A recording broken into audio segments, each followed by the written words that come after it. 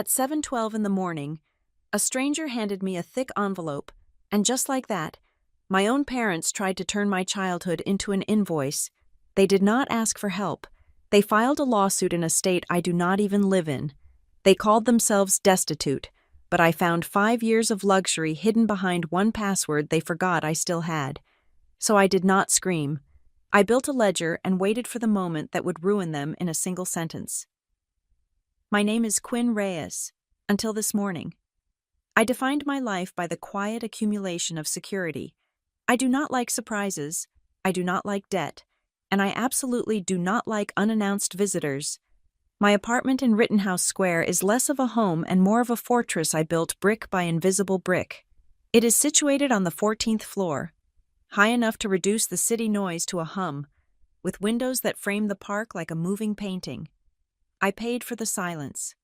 I paid for the heavy oak floors that do not creak, and the coffee machine that grinds beans with a precise, muffled whir.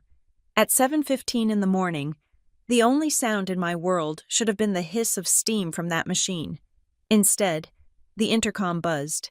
It was a sharp, jagged sound that sliced through the gray morning light. I checked the monitor. A man in a beige windbreaker stood in the lobby, looking bored. He did not look like a delivery driver. He carried no boxes, only a flat, thick manila envelope held against his chest. I buzzed him up, not out of curiosity, but because ignoring a problem in the lobby only invites it to your doorstep eventually. By the time he reached my floor, I had placed my coffee cup on the marble island, the ceramic making a hollow thud. I opened the door. The man did not smile. "Quinn Reyes?" he asked. He pronounced my last name wrong, stressing the first syllable instead of the second, a common mistake that usually annoyed me. Today, I did not care. "Yes," I said. He thrust the envelope toward me. "You have been served, ma'am. Have a nice day." He turned and walked toward the elevator before I could even grip the paper properly. The envelope was heavy, warm from his hand, and stamped with the seal of a court I recognized immediately. I closed the door, engaged the deadbolt, and walked back to the kitchen island. The silence of the apartment rushed back in, but the air felt thinner now, charged with a static electricity that made the hair on my arms stand up. I slit the envelope open with a paring knife. The paper inside was thick, high-quality bond. Legal documents always smell faintly of toner and dust. I unfolded the complaint, my eyes skipping over the header, the case number, and the venue, landing straight on the names of the plaintiffs, Mark Reyes and Elaine Reyes. My parents. I did not gasp. I did not drop the papers. I felt a cold metallic taste flood the back of my throat, a physiological reaction I had trained myself to ignore during my years at Northbridge Risk Partners. At Northbridge, when a risk model collapses or a client faces a catastrophic loss, we do not panic, we assess, we quantify, we mitigate. I took a sip of my coffee. It was still hot. I leaned against the counter and began to read, treating the document not as a betrayal, but as a data set. The lawsuit was a masterpiece of creative fiction.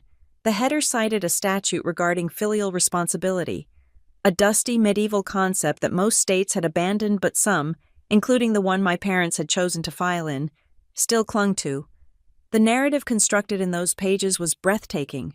It painted Mark and Elaine Reyes as destitute, two elderly, frail individuals who had exhausted their life savings to support a family crisis and were now left with nothing but the clothes on their backs and a mortgage they could not pay.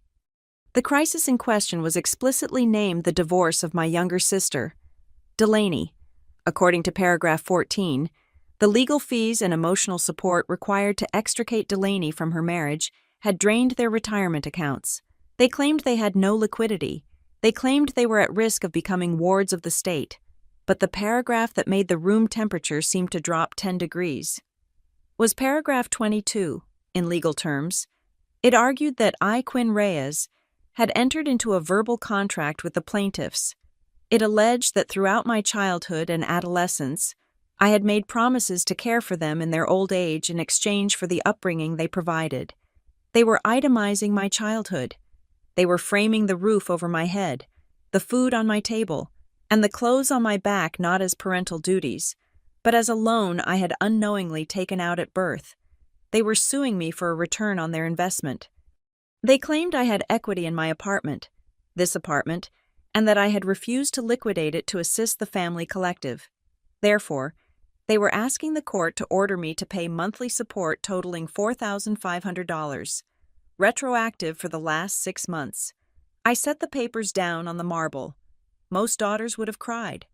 Most daughters would have reached for their phone and dialed their mother, screaming, asking how they could do this. I looked at my phone, lying face down on the counter. I imagined my mother's voice on the other end. She would be calm. She would say that this was just a formality, that they had to do it for Delaney, that if I just sold the apartment and gave them the money, the lawsuit would vanish. She would weaponize the word family like a shiv. I did not call her. Instead, I walked over to my laptop.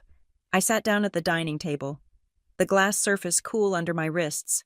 I opened a new browser window. My parents were people who loved the appearance of success but lacked the discipline to maintain the infrastructure of it. They liked shiny things, country club memberships, and the latest iPhones, but they could not remember a password to save their lives. 5 years ago, during a Thanksgiving visit that felt more like a hostage situation, my father had thrown his iPad onto the sofa in frustration because he could not access his bank statements. "Fix it, Quinn," he had said, waving a hand as if dismissing a waiter. "You are good with computers." I had set up a master password manager for them. I had consolidated their cloud accounts, their banking logins, their investment portfolios, and their email into a single, secure ecosystem. I had written the master password on a piece of cardstock and taped it inside my father's desk drawer. But what they forgot, what they were too arrogant to consider, was that I had set myself up as the recovery administrator. I typed in the URL for the cloud service hosting their digital lives. I entered my father's email address. Then, I paused. If they had changed the password, this would be a short war. But Mark and Elaine Reyes were creatures of habit, and they viewed digital security as a nuisance for poor people. I typed in the password I had created 5 years ago. Reyes family, first. The screen loaded. The progress bar spun for 2 seconds that felt like 2 hours. Then, the dashboard appeared. I was in. I did not look at the photos folder. I had no interest in seeing pictures of Delaney's bridal shower or the vacations they took while I was working 80-hour weeks. I went straight to the file directory. I navigated to the financial subfolders. My father, fastidious about hoarding paper but terrible at organizing it, had autosync turned on for everything. Every PDF statement, every tax return, every scanned receipt from his home office scanner was sitting there, waiting for me. I began the download. I pulled their tax returns for the last 5 years. I pulled the monthly statements for their primary checking account, their joint savings, and 3 credit cards. I did not know they had. I pulled the mortgage statements for the house in Bryn Mawr. While the files downloaded, I opened the most recent credit card statement on the screen. Destitute. That was the word they used in the lawsuit filed at 7:12 this morning. I scanned the charges for last month. $400 at a steakhouse in Wayne, $2,000 at a boutique in King of Prussia, $300 for a spa treatment. There were recurring charges for a country club membership they claimed they could no longer afford. I opened the primary checking account. The balance was low. Yes, but the cash flow was enormous. Money came in, and money went out instantly. But it was not going to a divorce lawyer, or at least, not all of it. I saw transfers of $5,000, repeated twice a month, to an entity I did not recognize, but I did not stop to analyze that yet. That was for later. Right now, I was in the acquisition phase. I watched the progress bar on the downloads. 90%, 95%, 100%. I saved everything to an encrypted external drive. Then I saved a backup to my own private, offshore cloud server. Now came the offensive maneuver. I went into the account settings. My parents had filed a lawsuit to compel me to support them. They wanted to drag me into their financial mess. They wanted my attention. They were about to get my undivided, professional attention. I clicked on Change Password. I typed in a new string of characters, 64 digits long. A randomized alphanumeric sequence that no human brain could memorize and no brute force algorithm could crack in a century. I confirmed the change. Then I went to the security settings. I enabled two-factor authentication, but I did not link it to my father's phone number. I linked it to a burner VoIP number I controlled. I went to their email account next. Same process. I changed the password. I changed the recovery email to my own. I logged them out of all active sessions. Somewhere in Bryn Mawr, inside that sprawling, manicured house that smelled of potpourri and denial, a phone might be buzzing with a notification, or perhaps an iPad screen suddenly went black and asked for credentials. My father would try his old password. It would fail. He would try it again, typing harder, as if percussive force could bypass encryption. He would try to reset it, but the verification code would not come to him. It would come to me. He would call my mother. She would scream.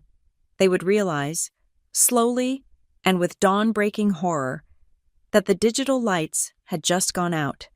They could not access their bank statements to hide them. They could not delete the emails they sent to their lawyers. They could not even log into their streaming services to watch a movie to distract themselves. They had locked me into a lawsuit. I had locked them out of the 20th century. I sat back in my chair, the leather creaking softly. The adrenaline was settling now, replaced by a cold, sharp clarity. The destitute narrative was a lie. The lawsuit was a shakedown. But the most painful part, the part I shoved down into the deepest, darkest box in my mind, was the realization that they had planned this. You do not file a lawsuit like this on a whim. They had sat with a lawyer. They had drafted the complaint. They had discussed the strategy of claiming my childhood was a billable service. They had looked at their daughter, the one who never asked for money, the one who built her own life without their help, and they saw a resource to be strip-mined. I looked around my apartment.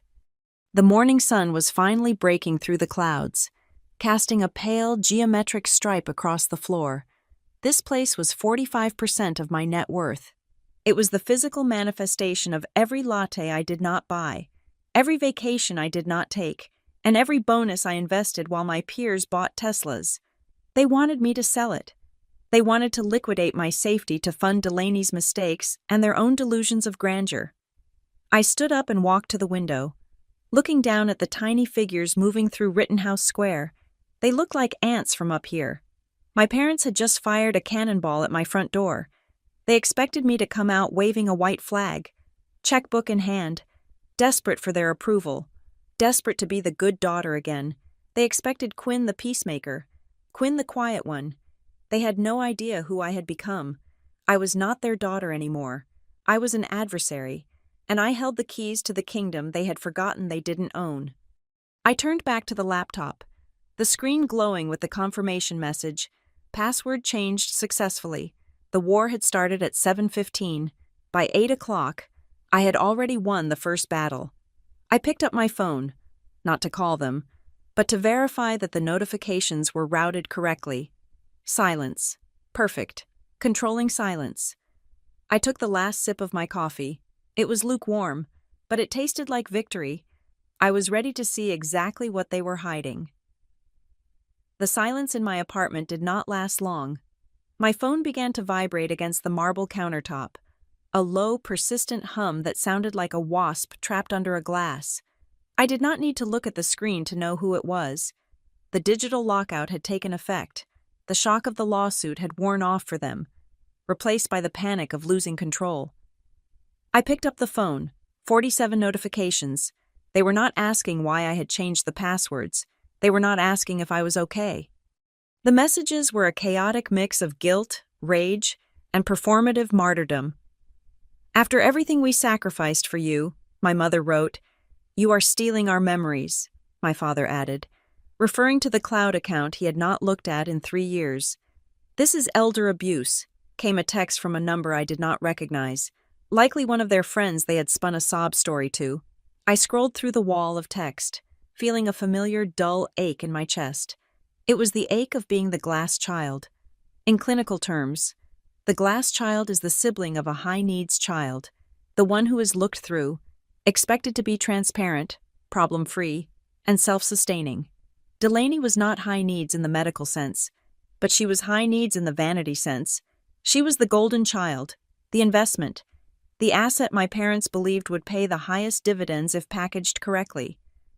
I closed my eyes and the memories hit me, not soft and nostalgic, but sharp and expensive. I remembered being 16 years old. I was sitting at the kitchen table, studying for the SATs with a prep book I had bought from a used bookstore for $5. Across the room, my mother was on the phone, booking a flight for Delaney. Delaney was 14. She needed to go to a tennis camp in Hilton Head, not because she had any aptitude for tennis, but because, as my mother put it, that was where the right kind of families sent their daughters. The cost of that 2-week camp was $4,000. I remembered asking for a tutor for AP Calculus. It would have cost $50 an hour. My father had sighed, looking over the top of his reading glasses, and told me that things were tight right now and that I was smart enough to figure it out myself. I was the smart one. Delaney was the pretty one. That was the division of labor in the Reyes household. Being smart was free. Being pretty was a capital-intensive business. They treated Delaney like a startup company. They invested in her branding. There were etiquette classes, not the old-fashioned kind with books on heads, but modern personal branding workshops. There were trips to Europe during the summer, explicitly designed to create a cosmopolitan aura for her Instagram feed. There was the deviated septum surgery when she was 18, which remarkably resulted in a perfect, slope-nosed profile. They were building a product designed to marry well, to ascend into a social stratum that Mark and Elaine Reyes could only touch by proxy. And I was the back office. I was the operational support. When I got a full scholarship to college, they did not throw a party. They breathed a sigh of relief because it freed up capital for Delaney's out-of-state tuition at a party school where she majored in communications and minored in sorority dues. When I graduated and got a job at Northbridge Risk Partners, they nodded and asked if I could look over their mortgage refinance paperwork. They praised me for being low maintenance. They told their friends I was so independent. They did not see that my independence was a survival mechanism. I learned early on that if I had a need, it was an inconvenience. If I had a crisis, it was a distraction from the main event, which was always Delaney. I looked around my apartment again. They called it our asset in their lawsuit. They felt entitled to it because they believed their sacrifice of raising me gave them equity in my adulthood. They had no idea what this apartment actually cost me. It was not bought with family money.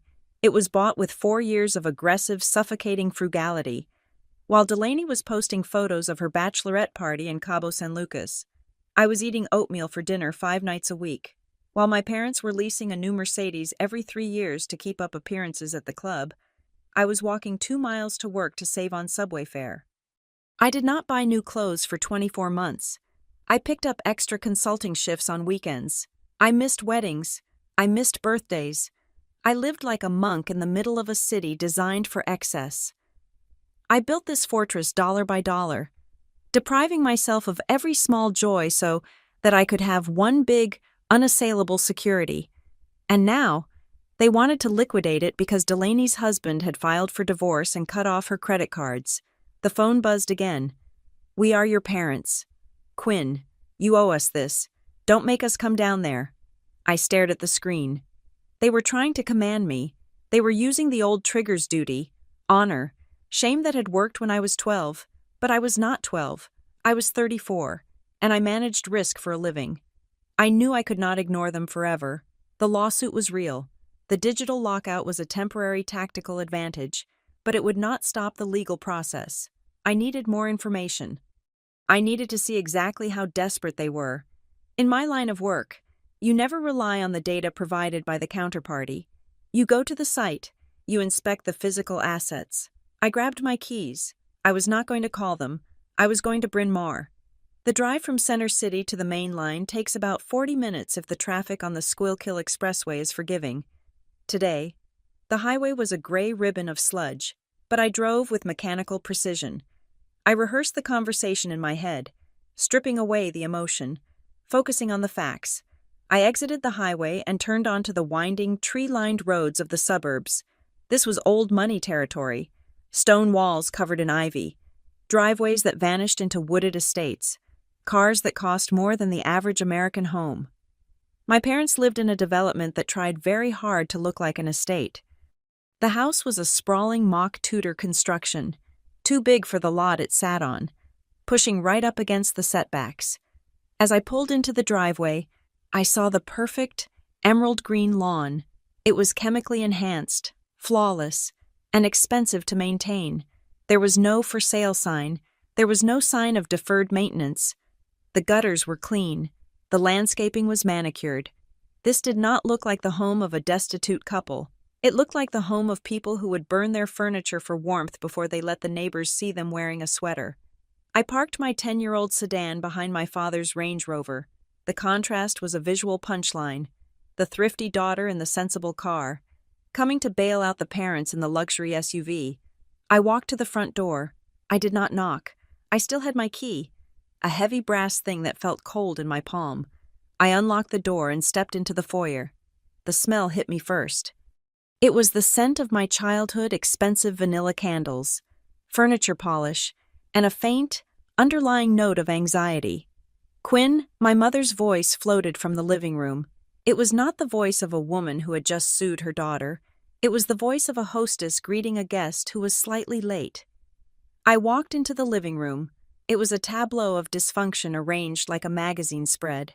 My father, Mark, stood by the wet bar. He was wearing a cashmere sweater and holding a crystal tumbler of scotch. It was 2 o'clock in the afternoon on a Tuesday.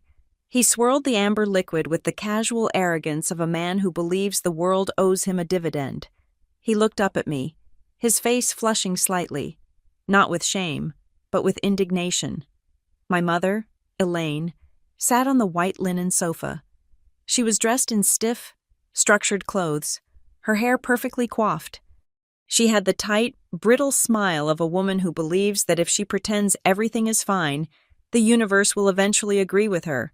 And then there was Delaney. My sister was curled up in the oversized armchair, her legs tucked under her.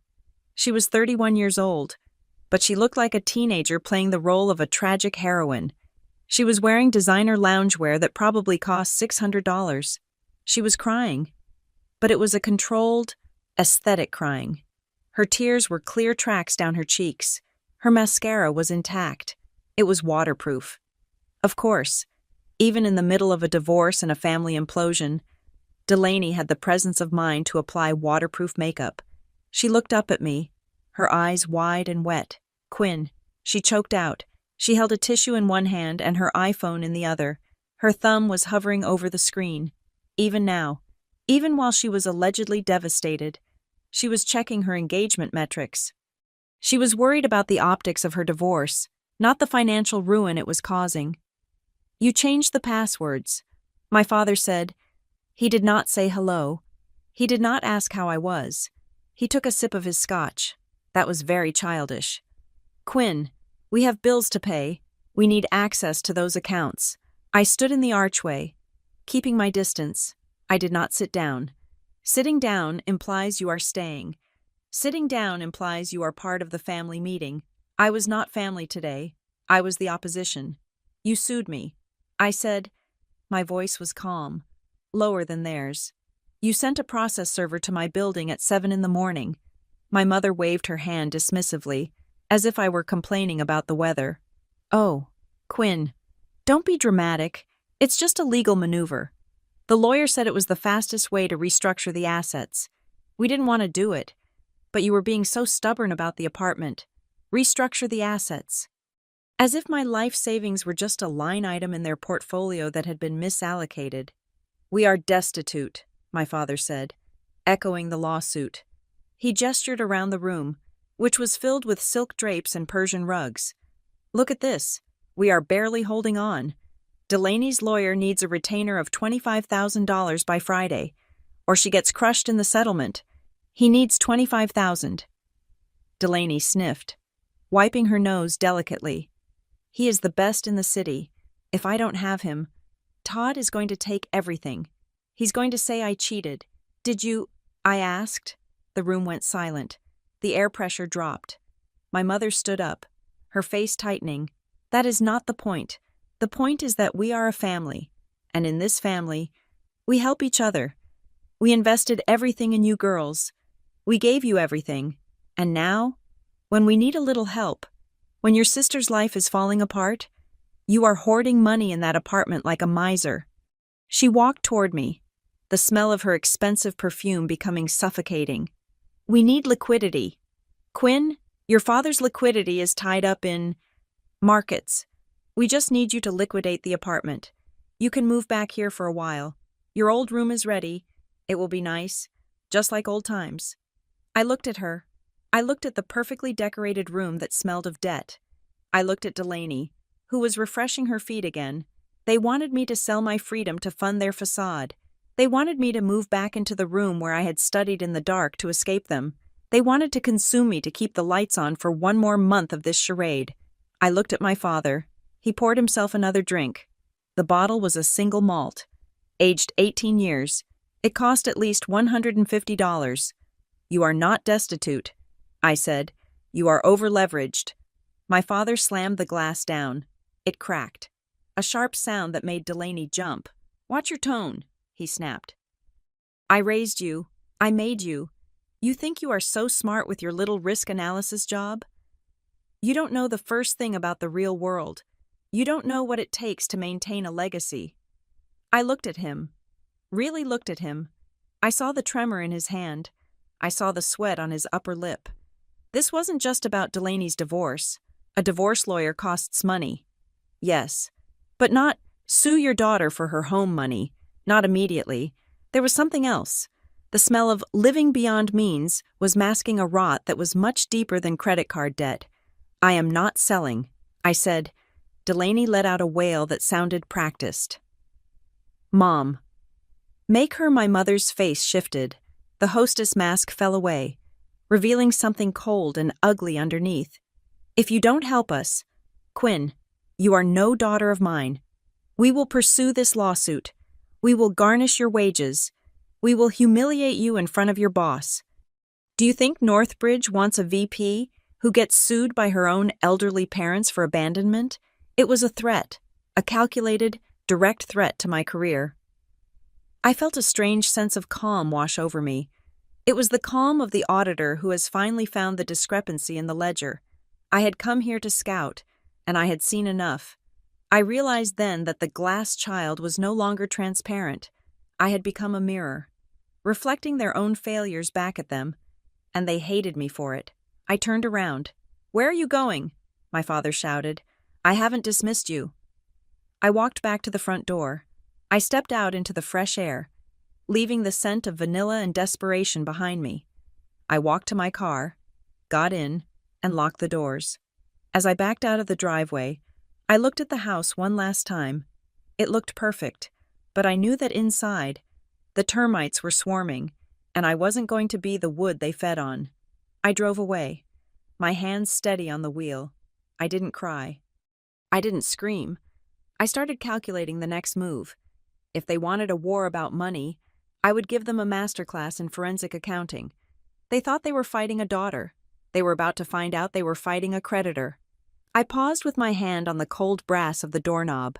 My father's shout had not frightened me, but it had triggered a professional curiosity. In my line of work, when a counterparty becomes hostile, it is usually because they have played their ace card and it failed to clear the table. I wanted to see exactly what cards they had left. I wanted the terms of this extortion explicitly stated on the record. I turned back to face the room. The air was thick with the scent of expensive bourbon and entitlement. My mother, Elaine, smoothed the fabric of her skirt. She misinterpreted my hesitation as submission. She thought her threat about my career had landed.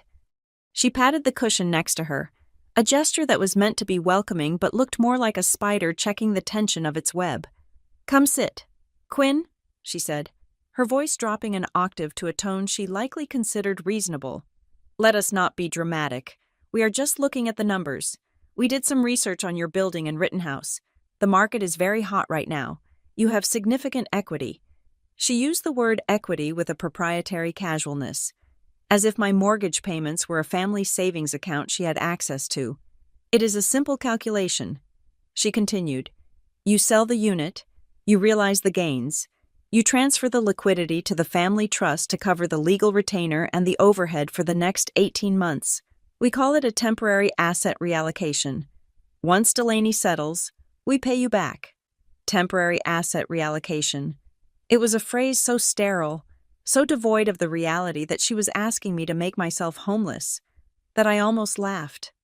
My father, Mark, chimed in, leaning against the mantel. He had regained his composure and slipped fully into his boardroom persona. He treated this family crisis like a quarterly earnings call, where the numbers were down, and he needed to spin a narrative for the shareholders. Quinn, you have to understand the macro view here, he said, gesturing with his glass. We are facing a liquidity crunch. It is a timing issue. My capital is tied up in long-term positions that I cannot exit without taking a tax hit. It would be poor strategy to liquidate my portfolio now. He took a sip of his drink. Furthermore, we have to think about brand protection. The Reyes name means something in this town. If Delaney goes into this divorce with a court-appointed lawyer or some strip mall attorney, she looks weak. If she looks weak, Todd crushes her. We need the best representation to signal strength. It is an investment in the outcome. I looked at Delaney. She was nodding vigorously, her eyes wide. Todd is ruthless. Quinn, she said. Her voice was high and thin. He has a forensic accountant. He is trying to say I spent too much. He wants to leave me with nothing. I need the dream team. I need the firm that represented the senator's wife. Their retainer is $50,000 just to open the file. $50,000. That was more than I spent on food in 3 years. And it is not just the lawyer, Delaney added, her voice gaining speed. I have appearances to maintain. If I stop going to the charity galas, if I drive an old car, people will talk. They will say Todd won. I cannot let him win the narrative. I stood there, listening to them construct a reality where my apartment was the only variable that could be changed. They spoke of strategy and narrative and brand, words that cost nothing to say but everything to maintain. They were asking me to burn down my shelter to keep their stage lights on. I took a step forward, moving out of the foyer and back into the living room. I did not sit. I have a question. I said. My voice was level, cutting through their frantic energy like a scalpel. They all looked at me, expectant. They thought I was going to ask about the repayment schedule or the interest rate. If you are so desperate for liquidity, I said, looking directly at my father, why is the Range Rover still in the driveway? The room went dead silent. The grandfather clock in the hall ticked loudly, marking the seconds of their shock. I turned to my mother. Why are you still a member of the Marion Cricket Club? The annual dues are $15,000. Why are you wearing a Cartier tank watch that is resaleable for at least $4,000? I turned to Delaney. Why haven't you sold your Birkin bags? You have 3. That is $30,000 right there. I looked back at my father. You are drinking a $150 bottle of scotch while asking me to sell my home. Why? For a moment, nobody moved. It was the forbidden question.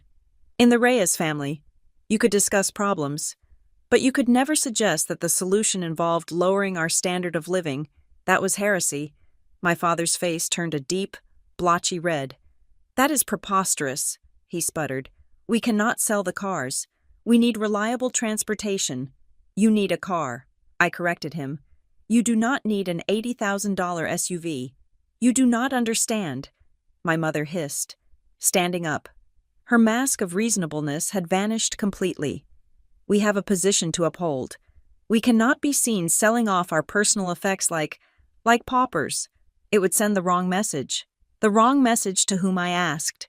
To the strangers you are trying to impress. You would rather evict your daughter than be seen driving a Honda. My mother took 2 steps toward me.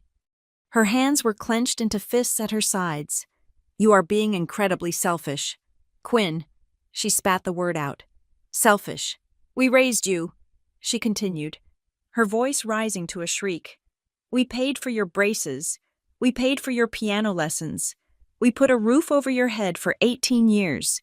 You walked around here, eating our food, using our electricity, taking.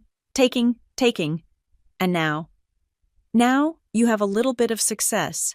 and you think it belongs to you." She poked a finger at my chest. "You are an investment that we made, and it is time for you to pay out. You owe us. That apartment is not yours. It is ours. It is the family's reserve capital, and we are calling it in." There it was, the naked truth. They did not view me as a person. They viewed me as a savings bond that had finally matured. The filial responsibility lawsuit was not a desperate legal maneuver. It was an attempt to collect on an invoice they had been keeping in their heads since the day I was born. I looked at them. I looked at my father, who was nodding in agreement with my mother's tirade. I looked at Delaney, who looked annoyed that I was making this difficult. They were not asking for help. This was a robbery. I felt a sudden, profound shift inside me. The last tether of guilt. The thin wire that connects a child to their parents, no matter how toxic they are, snapped. It made no sound, but I felt the recoil. I realized I was not negotiating. You cannot negotiate with terrorists, and you cannot negotiate with narcissists. They do not want a compromise. They want total submission. I took a deep breath. The air in the room felt stale, recycled. "I am not selling," I said. I did not shout. I did not offer excuses. I did not say, "I can't." I said, "I won't." My mother's mouth fell open. My father stepped forward, his face contorted with rage. "Then you are finished," he roared. "If you walk out that door without agreeing to the sale, you are no longer part of this family. We will pursue this lawsuit until you are bankrupt. We will drag your name through the mud. We will tell everyone what an ungrateful, cold-hearted, wretched girl you are." "Do it," I said. I turned my back on them. Quinn Delaney screamed, "Do not walk away from us." My father was shouting something about legal fees and court orders. My mother was crying, a loud, ugly sound meant to hook me and pull me back. I walked to the front door. My hand found the cool brass knob again. I opened the door. The afternoon light spilled into the gloomy foyer. I stepped out onto the porch. I did not slam the door. Slams are for people who want a reaction. Slams are for people who want you to chase them. I closed the door gently. I turned the handle until the latch clicked into place with a soft, final metallic sound. That click was louder than any scream. It was the sound of a vault locking. It was the sound of a bridge burning. I walked to my car, the silence of the driveway wrapping around me. I had my answer. I had my data. They wanted a war. They had just declared it on the one person who knew exactly where they buried the bodies. The morning after I walked out of my parents' house, I did not go to work. I called in sick for the first time in 7 years. I had a different kind of work to do. At 9 o'clock sharp, I walked into the office of Miles Kerrigan. Miles was a referral from the general counsel at Northbridge. He was not a warm man. He did not have pictures of a golden retriever on his desk, and he did not offer me water. He was 45, wore a suit that cost more than my first car, and had eyes that looked like they had seen every variety of human greed and found it boring. He was exactly what I needed. I did not want a handholder. I wanted a weapon. I sat down and slid the thick manila envelope across his glass desk. "They are suing for support under the Indigent Parent Statute," I said. "They claim they are destitute. They claim I entered a verbal contract as a minor to repay my upbringing." Miles opened the file. He read the first page, flipped to the financial affidavit, and then closed the folder. The whole process took him less than 90 seconds. "This is garbage," he said. His voice was dry, devoid of inflection. "The venue is wrong. They filed in Pennsylvania because that is where they live, but you reside in Philadelphia County, and the alleged contract breach occurred here. We will file a motion to dismiss based on improper venue. Then we will file a motion to dismiss for failure to state a claim upon which relief can be granted. The verbal contract argument is weak. The statute of frauds will eat that alive." He looked at me. "But you know that already. You did not hire me to tell you the law is on your side. You hired me because you know they are not going to stop with a dismissal." He was right. My parents were not acting rationally. They were acting out of desperation. If we got the case thrown out on a technicality, they would just refile. They would harass me. They would come to my office. "I need to kill this. Miles. I said, "I need to make the cost of pursuing me higher than the potential payout." Miles nodded once. "Then we go on the offensive. We demand full discovery. If they claim they are destitute, the court is entitled to see every penny they have spent in the last 5 years. We will ask for tax returns, bank statements, credit card bills, and loan applications. We will turn their financial life inside out." I smiled. A thin, cold expression. "I already have the head start." I said, "I left his office with a retainer agreement signed and a strategy in place. Miles would handle the legal shielding. I would handle the ammunition." By 10:30, I was back in my apartment. I had converted my dining table into a war room. The morning sun was harsh, illuminating the dust motes dancing in the air, but I did not close the blinds. I needed the light. I took the encrypted drive I had downloaded from my parents' cloud account and plugged it into my laptop. I had also printed out 2 reams of paper bank statements, credit card bills, and tax returns for the last 5 years. I spread them out physically. There is something about seeing the data on paper, physically highlighting the lines with a yellow marker, that reveals patterns a screen can hide. I started with the destitute claim. My parents were not poor, they were simply insolvent, which is a very different thing. Poor is having no money. Insolvent is having a massive amount of money flowing through your hands, but spending 10% more than you make every single month. I traced the lease payments on the Range Rover, $1,200 a month. I traced the club dues, $1,300 a month. I found a recurring charge for a storage unit in King of Prussia that cost $400 a month. I wondered what was in there. Probably furniture they bought and got bored of. They were living a life designed for an income of $500,000 a year. But their actual income, now that my father was semi-retired, was closer to $150,000. They were bridging the gap with credit cards and home equity lines of credit. They were drowning.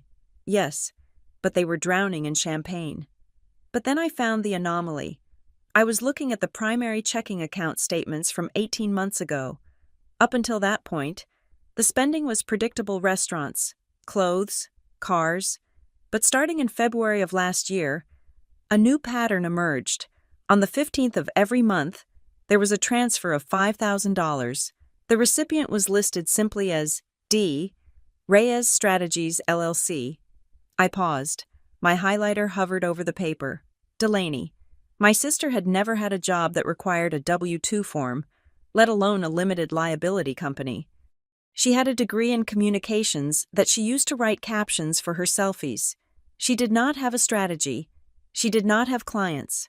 I searched the Pennsylvania Corporate Registry database. D. Reyes Strategies, LLC was registered 18 months ago. The registered agent was a generic filing service in Harrisburg. The principal address was a P.O. box in Bryn Mawr.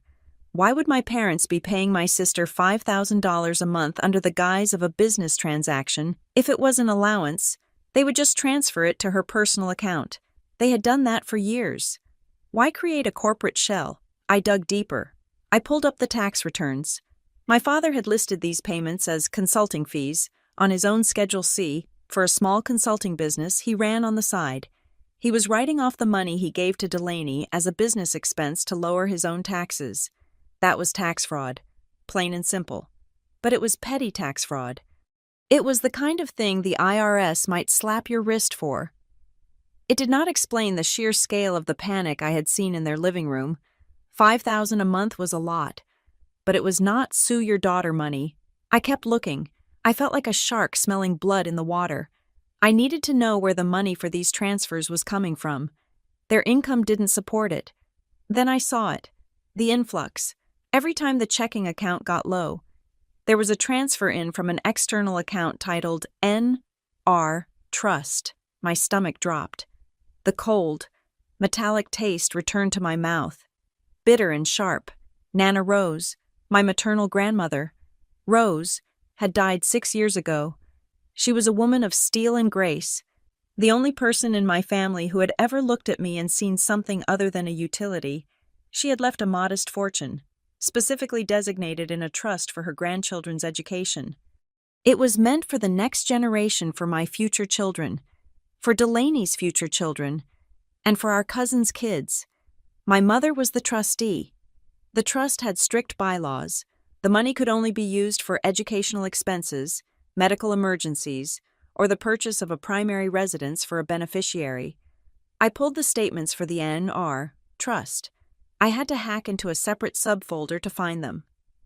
One my father had buried deep in a folder labeled Old Tax Docs. I opened the PDF. My hand was shaking slightly. 2 years ago, the trust had a balance of $450,000. Today, the balance was $12,000. I stared at the number. $438,000. Gone. I looked at the withdrawals. They were not for tuition. They were not for down payments. Transfer to checking $20,000. Transfer to checking $15,000. Transfer to checking $50,000. My mother had been looting her own mother's legacy. She had drained the education fund meant for her grandchildren to pay for her own lifestyle and to fund D. Reyes Strategies, LLC. I felt a surge of nausea. This was not just bad money management. This was embezzlement. This was a breach of fiduciary duty. If my cousins found out, if the other beneficiaries found out, my mother would not just be sued. She could go to prison. But where did the money go after it hit Delaney's shell company? I did not have access to Delaney's business bank account, but I did have my parents' credit card statements, and I noticed something odd. There were payments to a firm called Sterling Hearth. I Googled them. They were not divorce lawyers. They were a boutique crisis management and reputation defense firm. And there were payments to a forensic data recovery service. I started to build a flowchart on a blank sheet of paper. Source: Nana Rose's trust theft. Conduit: parents' checking account. Laundering mechanism: D. Reyes Strategies, LLC. Fake consulting fees. End-use crisis PR. Data recovery, and legal retainers. This was not about a divorce.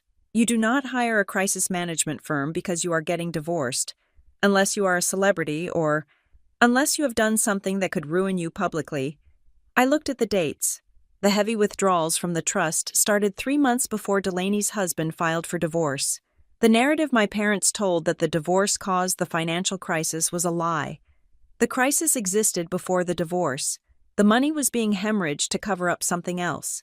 Something Delaney did, and the divorce was likely the result of whatever that thing was.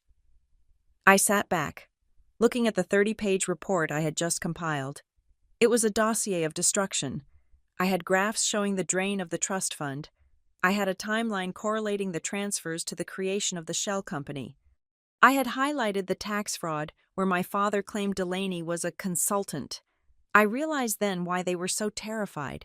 I realized why they had sued me.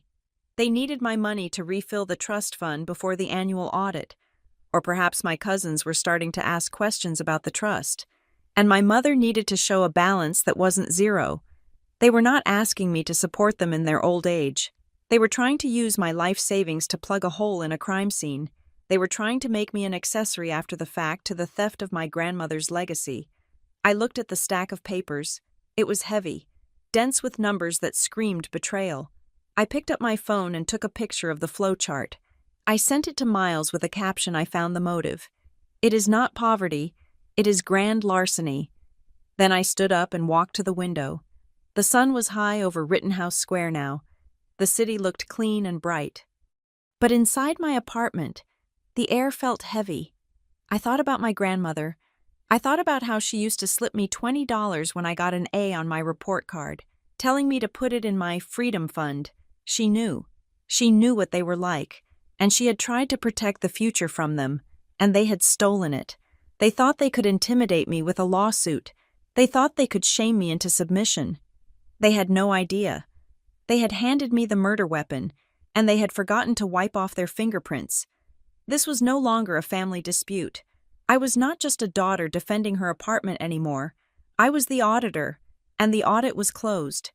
I packed the papers into a neat stack. I felt a cold, hard resolve settle in my chest, displacing the anger. I was going to destroy them, not because I hated them, but because the numbers did not lie. And the numbers said they were guilty. The phone on my desk at Northbridge Risk Partners rang at 2:14 in the afternoon. It was my personal cell, not my work line. I had been staring at a spreadsheet of actuarial tables for 20 minutes without actually seeing the numbers. My mind was still stuck on the flowchart I had created the day before, the one that mapped the theft of my grandmother's trust fund. I picked up the phone. It was Miles Kerrigan. "Quinn, are you in a place where you can talk freely?" he asked. His voice was devoid of pleasantries. It had the tight, clipped quality of a lawyer who has just turned over a rock and found something venomous underneath. I closed my office door and engaged the privacy lock. "I am secure," I said. "What is it?" "Did they file a motion? No." Miles said, "This is not about your parents filing. This is about the divorce." I frowned. "I told you, I am not a party to Delaney's divorce." "You are now," he said. "Or at least, your financial ecosystem is adjacent to it. Listen to me carefully. I have a contact at the firm representing Todd, your sister's husband. It is a small legal world in Philadelphia. We went to law school together. We traded some notes, strictly off the record, strictly professional courtesy." I waited. My heart began to beat a slow, heavy rhythm against my ribs. Todd is not just divorcing Delaney for irreconcilable differences. Miles continued. That is the public filing. That is the vanilla version they feed to the press. But the settlement negotiations are aggressive because there is a conduct clause involved, a criminal conduct clause. I gripped the edge of my desk. "Criminal Todd is a senior partner at a merger and acquisition firm," Miles said. "Apparently, about 8 months ago, some proprietary data regarding a pending acquisition was leaked. It did not hit the news, but it hit the market. There were suspicious trades. The SEC started sniffing around. Todd's firm did an internal audit. They traced the leak to a home computer." He paused, letting the silence gain weight. "Delaney's iPad. Quinn, your sister didn't just overhear pillow talk. She took photos of documents Todd left in his home office, and she sent them to someone." I felt the blood drain from my face. My sister, whose greatest intellectual achievement prior to this was curating a Pinterest board for her wedding, was involved in corporate espionage. To whom I whispered, "To whom did she send them? We don't know yet," Miles said. "But Todd's lawyers are terrifying. They are offering her a choice. She walks away with nothing, no alimony, no settlement, zero, and signs an NDA, and they bury the internal investigation, or they hand the evidence to the Securities and Exchange Commission and the Department of Justice." I closed my eyes. The puzzle pieces from the night before slammed into place with the force of a wrecking ball. The D, Reyes Strategies LLC, the payments to the crisis management firm. The sudden, desperate need for liquidity. They are not paying for a divorce lawyer, I said, my voice sounding hollow in the small room. They are paying hush money. "Exactly," Miles said. "That shell company you found, I would bet my license that it is being used to funnel money to whoever helped her execute the trade, or whoever is blackmailing her about it, and the retainer for her defense team. It is not to get her a better settlement. It is to keep her out of federal prison." I leaned back in my chair, staring at the ceiling. My parents were not destitute because of bad luck. They were broke because they were financing a cover-up for a felony.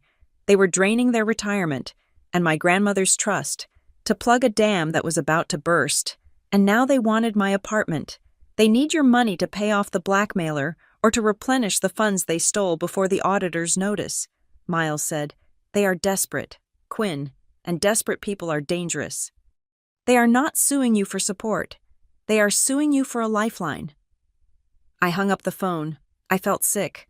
Not the butterflies in the stomach kind of sick, but a deep, visceral nausea that comes from realizing you share DNA with people who have no moral floor. But the call with Miles had triggered a new, darker suspicion. If they were willing to steal from a dead woman's trust fund, and if they were willing to engage in insider trading, where did the line stop? They viewed me as a resource. A resource is not something you respect. It is something you use. I opened my laptop. I did not go back to the bank statements I had downloaded. I went to the credit bureaus. I had frozen my credit years ago as a general precaution, But I had unthawed it recently when I applied for a new travel rewards card. I had forgotten to freeze it back. I logged into Equifax first. I scanned the open accounts section. Mortgage mine, car lease mine, credit cards mine. Then I saw it. A personal business loan, originating 6 months ago. The lender was a second-tier bank in Delaware, the kind that advertises easy approval and asks few questions. The principal amount was $75,000. The borrower was listed as Mark Reyes, but in the associated names column, there was another entry, guarantor Quinn Reyes. I stared at the screen. The room seemed to tilt. I had never signed for a loan for my father. I had never spoken to a bank in Delaware.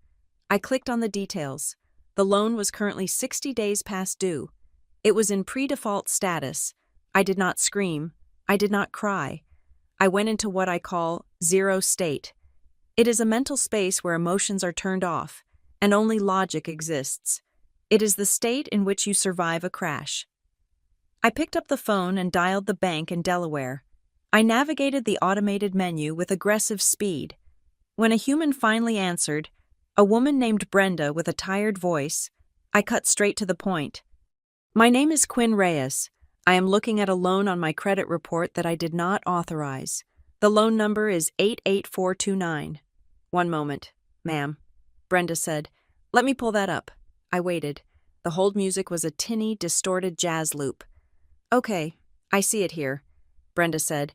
A loan for $75,000. Borrower Mark Reyes. You are listed as the co-signer and guarantor. I did not sign that, I said. My voice was ice. Well, ma'am, we have a signature on file. It was executed via DocuSign, but we also have a wet signature scan of the guarantor agreement uploaded to the portal. Send it to me, I said. Now, I have to verify some security questions first. She said, verify them. I said, we went through the dance. Mother's maiden name, first pet, high school mascot. My parents knew all of these answers. Of course they did. They were the ones who gave me the pet and sent me to the high school. They had used my security questions to bypass the identity check. I am emailing you the document now, Brenda said. I refreshed my inbox. The PDF appeared. I opened it. There, on the bottom line, was my name. Quinn Reyes. The handwriting was a good attempt. The slant was right. The capital Q was looped the way I used to loop it in college. But the R was wrong. I crossed my R at the top. This R was crossed at the bottom. It was my mother's handwriting. I had seen that R 1,000 times on birthday cards and permission slips. Elaine Reyes had forged my signature to secure a $75,000 loan because my father's credit was shot. And they needed more money to feed the beast. And the loan was in default. If they did not pay, the bank would come for me. They would garnish my wages. They would put a lien on my apartment, my credit score, which I had polished like a diamond to a perfect 850, would be shattered. They had not just sued me. They had identity thefted me. They had wrapped a rope around my ankle and tied the other end to their sinking ship. If they went down, they were determined to drag me down to the bottom of the ocean with them. I looked at the date on the document. 6 months ago. This was before the lawsuit. This was before the destitute claim. This was premeditated. They knew they were in trouble, and they decided that my financial health was a fair price to pay for their survival. I felt a cold rage settle in my chest. It was heavier than the anger I had felt yesterday. I was mad that they wanted my money. Today, I realized they were trying to kill my future. I spoke into the phone. Brenda was still on the line. Brenda, I said, you need to flag this account for fraud immediately. Ma'am, if this is a family dispute, she began. This is not a dispute, I interrupted. This is a felony. I am filing a police report within the hour. I am sending you a sworn affidavit of forgery. If you attempt to collect 1 cent from me, I will sue your bank for negligence in identity verification. Do you understand? There was a silence on the line. Yes, ma'am, Brenda whispered. I will mark it as disputed fraud. I hung up. I immediately dialed the 3 major credit bureaus. I placed a total freeze on my reports. No one, not me, not my parents, not the Pope could open a new account in my name. Then I printed the forged document. I put it in a new folder on my desk. I labeled it Exhibit B. I sat there for a moment, the silence of the office pressing in on me. I thought about the dinner parties my parents used to throw. I thought about how my father would toast to integrity and family values. I thought about how my mother would critique my posture and tell me that presentation was everything. It was all a lie. They were grifters. They were criminals in country club clothing. They thought I was the weak link. They thought I was the glass child who would shatter under pressure. They thought that by suing me, they would scare me into silence, and I would never look close enough to find the loan. They were wrong. I picked up my cell phone and called Miles back. "Quinn," he answered. "You sound different." "I am different." I said, "I have an update." "Go ahead." "I found a loan." I said, $75,000. Defaulting. My name is on it as guarantor. "Okay," Miles said, his voice sharpening. "Did you sign it?" "No." I said, "Elaine did. I have the PDF. It is a forgery." Miles let out a low whistle. "That changes the complexion of the game. Quinn, that is bank fraud. That is identity theft. That carries mandatory prison time." "I know." I said, "What do you want to do?" he asked. "We can use this as leverage to get them to drop the lawsuit. We can tell them that if they withdraw the case, we won't go to the police." I looked at the forged signature on my screen.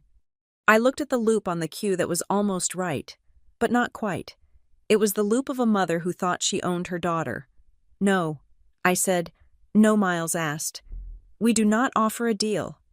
I said, "We let them proceed. We let them walk into that deposition room. We let them swear under oath that they are honest, destitute people. We let them dig the hole until they can't see the sky. And then, I said, I pushed them in. I hung up the phone. I felt a strange sense of liberation.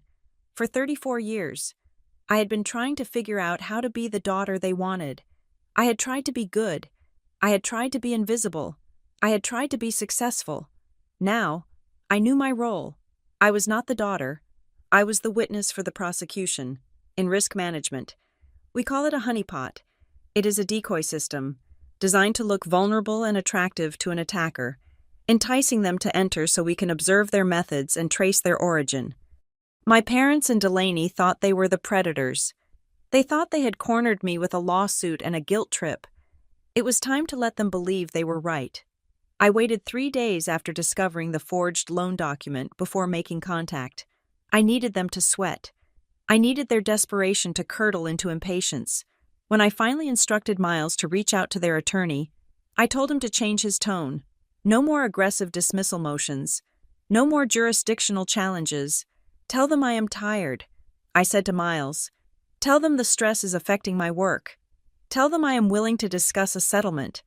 But I need to understand the full scope of the financial liability before I liquidate any assets." Miles had paused on the other end of the line. "You want to give them hope?" he asked. "I want to give them a shovel," I replied. The reaction was immediate. Within 2 hours, my mother sent me a text message. It was devoid of the venom she had displayed in her living room. "I am so glad you are coming to your senses. Quinn, we are a family. We knew you would do the right thing." I did not reply with emotion. I replied with bureaucracy. "I am reviewing the numbers. To make this work, I need to see the actual invoices for Delaney's legal team and a breakdown of the monthly expenses you are claiming. If I am going to sell the apartment, I need to know exactly where the money is going." It was a reasonable request, or rather, it sounded reasonable to someone who thought they had won. To a liar. However, it was an invitation to elaborate on the lie.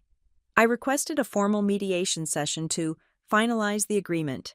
I insisted that everything be done via email or official discovery channels prior to the meeting so that we could move quickly when we met. They interpreted this as my capitulation. They thought I was trying to expedite the check writing. In reality, I was building an evidence locker. The first victory came on a Tuesday morning. I had asked, through Miles, for a clarification on the educational withdrawals from the Katz R.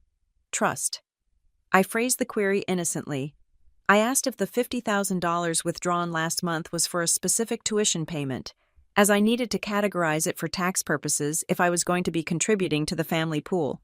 My father, usually cautious, was so eager to secure my buy-in that he bypassed his lawyer and emailed me directly.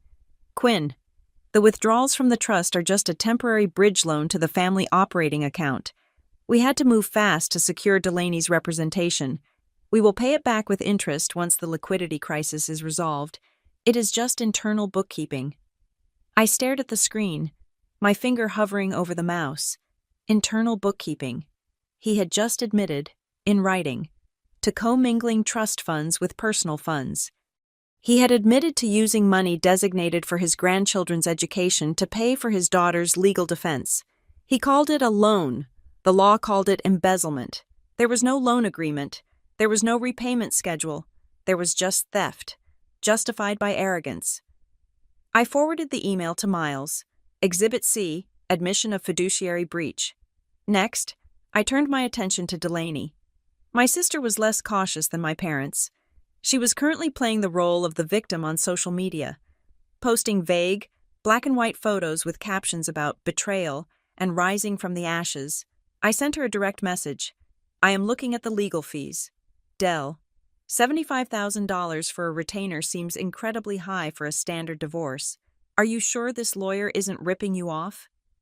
If I am going to help pay for this, I want to make sure you are getting value. I played to her vanity.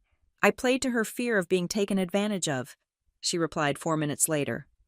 He is not a standard lawyer. Quinn, he is a specialist. Todd is trying to destroy me. We have to pay for the NDA drafting and the suppression orders. If we don't pay the silence fee, Todd is going to leak everything. You don't understand how dangerous he is. Silence fee, suppression orders. She had just confirmed that the money was not for litigation. It was for a cover-up. In a standard divorce, you fight for assets. You do not pay silence fees unless there is something criminal to hide. She had inadvertently corroborated the insider trading theory. I screenshotted the conversation. Exhibit D. Confirmation of illicit purpose. While they were busy digging their own graves via email, I was moving pieces on the board that they could not see. I had Miles issue a subpoena to the bank in Delaware regarding the fraudulent loan, but I did not ask for the digital records. I asked for the metadata of the DocuSign session and the IP address of the computer used to upload the wet signature document. I also sent a subpoena to the firm managing the N.R. Trust. I wanted the original trust instrument and the logs of every login to the trustee portal for the last 12 months. Then, I made a phone call that I knew would light a fuse, though the explosion would be delayed. I called my cousin, Sarah. Sarah was the daughter of my mother's sister. She was 28, a teacher in New Jersey, and she had a 2-year-old son. She was one of the beneficiaries of the N.R. Trust. Quinn, she said, surprised. I haven't heard from you since Christmas. Is everything okay? Everything is fine. I lied smoothly. I'm just doing some estate planning of my own. And I was looking over the old documents from Nana Rose. I wanted to check something with you. Have you received your annual statement for the trust this year? Sarah said. Aunt Elaine usually sends them out in January, but I haven't seen one in a while. Why I paused, letting the silence do the work. I would suggest you ask her for it. Sarah, I saw some activity on the main ledger that looked unusual. I am sure it is nothing. But given the economy, you might want to make sure the principal is still intact for Leo's college fund. There was a sharp intake of breath on the other end. What do you mean? Unusual. Just ask for the statement. Sarah, and if she doesn't give it to you within 48 hours, you might want to call the bank directly. I did not tell her the money was gone. I did not tell her about the lawsuit. I simply planted the seed of doubt.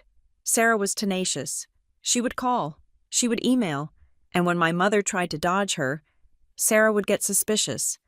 My parents were now fighting a war on 2 fronts, but they only knew about one. They thought they were pacifying me, unaware that the flank was collapsing behind them. By Thursday, the pressure from my parents to sign a preliminary support agreement was intensifying. They sent a draft document. It was a terrifying piece of fiction. It stipulated that I would pay them $4,000 a month for consulting services regarding family estate management, another way to hide the income, and that I would list my apartment for sale within 30 days. In exchange, they agreed to pause the lawsuit. Not drop it? Pause it? They were keeping the knife at my throat while asking for my wallet. My mother called me that evening. Her voice was syrupy sweet, the voice she used when she wanted to show off her perfect family to the neighbors. Quinn, darling, did you get the agreement? Dad and I are so relieved. We can finally put this ugliness behind us. We just need you to sign it tonight so we can forward the retainer to Delaney's team tomorrow morning. It is urgent. I sat in my dark living room, the glow of the city lights reflecting off the glass table where the real evidence lay spread out. I need a few more days. Mom, I said. My voice was shaky.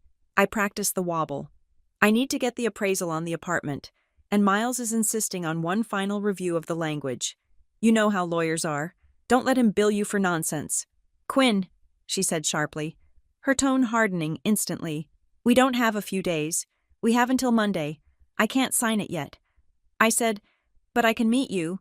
Let's do the mediation on Monday morning. I will bring the checkbook. We can sign everything then. Monday, she asked. That is cutting it very close.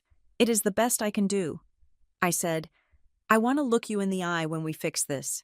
Mom, I want us to be a family again. I almost gagged as I said the words. There was a pause. I could hear her calculating. She was weighing the risk of waiting against the promise of the payout. She was greedy, and greed makes people stupid. Fine, she said. Monday at 10 o'clock, at our lawyer's office in Center City, but bring the check. Quinn, if you walk in there empty-handed, the deal is off, and we are going for the maximum judgment. We will be there. I said. I hung up. I looked at the calendar. Monday was 4 days away. That gave me 96 hours. 96 hours for the bank in Delaware to return the IP address confirming the forgery came from their house. 96 hours for Sarah to demand the trust statements and realize the money was gone. 96 hours for Miles to compile the final Exhibit Z, the one that would tie it all together. I was not stalling to save my money. I was stalling to build a cage. They wanted a check, I would bring them a check. But I would also bring a 3-inch binder that documented every lie, every theft, and every betrayal they had committed in the last 5 years. I walked to the kitchen and poured myself a glass of water. My hand was steady. The fear I had felt in the beginning, the primal fear of losing my parents' love, was gone. You cannot lose what never existed. They did not love me. They loved the utility I provided. I was about to show them exactly how useful I could be. I would be the most efficient, thorough, and devastating auditor they had ever encountered. I checked my email one last time before bed. A notification from the bank in Delaware had just arrived. Subject fraud investigation update. IP. Trace complete. I opened it. The location of the device that uploaded the forged document was listed as a residential address in Bryn Mawr, Pennsylvania. The trap was not just set, it had just snapped shut. All that was left was to walk into the room on Monday and let them see the teeth. The weekend before the mediation was supposed to be a ceasefire, but my family did not understand the concept of a truce. To them, silence was not an opportunity for reflection, it was an opportunity to reload. On Friday night, the social media campaign began. I was sitting on my couch, reviewing the metadata from the bank in Delaware. When my phone screen lit up, it was a notification from Facebook. I had not posted on Facebook in 3 years, but I kept the account active for professional networking. I had restricted my parents' access to my timeline years ago, but that did not stop them from posting on their own walls and setting the privacy to public. My mother had posted a long, rambling paragraph. It was accompanied by a photo of a broken ceramic vase, an image she had likely found on Google Images to symbolize her shattered heart. It is a tragedy when you pour your life into a child, she wrote, only to have them turn their back on you in your hour of greatest need. We sacrificed our golden years to build a future for our daughters. One appreciates it, the other has chosen greed over blood. Pray for our family as we deal with this betrayal. She did not name me. She did not have to. Within 20 minutes, the comments section was filled with sympathetic noises from her country club friends and distant relatives. So sorry to hear this. Elaine, one wrote, some children just don't have a conscience. Stay strong. Another added, money changes people. I watched the comments roll in like a tide of sewage. It was a calculated performance. She was priming the jury of public opinion. She wanted to make sure that if I refused to pay, I would be a social pariah in their circle. Then Delaney joined the fray. She did not post publicly. She worked the back channels. I began receiving text messages from people I had not spoken to since high school. People who were friends with Delaney and had clearly been fed a distorted version of reality. "Hey, Quinn?" A message from an old neighbor read, "I heard about what is happening with your parents. I know you're doing well at that big firm, but don't you think you should help them out? Your mom is really torn up." Another came from a cousin in Ohio. "Quinn, Delaney says you are letting them lose the house. Is that true? We are family. You can't just sit on a pile of money while they drown." They were painting a picture of me as a miser, a Scrooge McDuck, sitting in a tower of gold coins while my saintly parents starved. The narrative was simple. Quinn is rich and cold. Delaney and the parents are poor and victimized. I did not reply to any of them. I did not defend myself. In the court of law, these texts were irrelevant. In the court of public opinion, I had already resigned my membership. But on Saturday morning, the harassment escalated from digital shaming to legal vandalism. Miles called me at 9 a.m. He sounded annoyed. "Quinn, we have a problem," he said. "They just filed a lis pendens against your apartment." I froze. I knew what that meant. Lis pendens is Latin for suit pending. It is a formal notice filed with the county recorder's office indicating that the property is subject to a legal dispute. It effectively clouds the title. It meant I could not sell the apartment, refinance it, or use it as collateral until the lawsuit was resolved. They were trying to lock me down. They are claiming that since the apartment was purchased with family resources, which is a lie, they have an equitable interest in the property. Miles explained, "It is a frivolous filing. It is designed to squeeze you. They want to make sure you can't liquidate the asset and run, or they just want to hold the property hostage to force a settlement." It was a dirty tactic. It was the legal equivalent of slashing my tires. "Can we get it removed?" I asked. "Yes," Miles said. "I am filing an emergency motion to expunge it on Monday morning. I will argue that the underlying lawsuit has no merit and that this is a malicious abuse of process. I will ask for sanctions. If the judge agrees, they will have to pay our legal fees for fighting this specific motion." "Do it," I said. And Miles, yes. "Add the cost of removing this lien to the damages we are going to claim later. I want them to pay for every minute of your time that they are wasting." I hung up. My hand was shaking, not with fear, but with a cold, vibrating anger. They were attacking my home. They were trying to put a mark on the one thing that was truly mine. I realized then that I needed to protect my other sanctuary, my job. If they were willing to file a false lien, they were willing to show up at my office. My mother had threatened it before. She had said she would humiliate me in front of my boss. I could not let that happen. Northbridge Risk Partners was a place of order and logic. I could not let the chaos of the Reyes family infect it. I drafted an email to the Director of Human Resources. I kept it brief, professional, and devoid of emotional baggage. Subject: personal security matter. Notification of potential harassment. Dear Sarah, I am writing to inform you of a personal legal matter involving a dispute with estranged family members. While I do not anticipate this affecting my work performance, there is a remote possibility that these individuals may attempt to contact me at the office or appear at the reception desk to cause a disruption.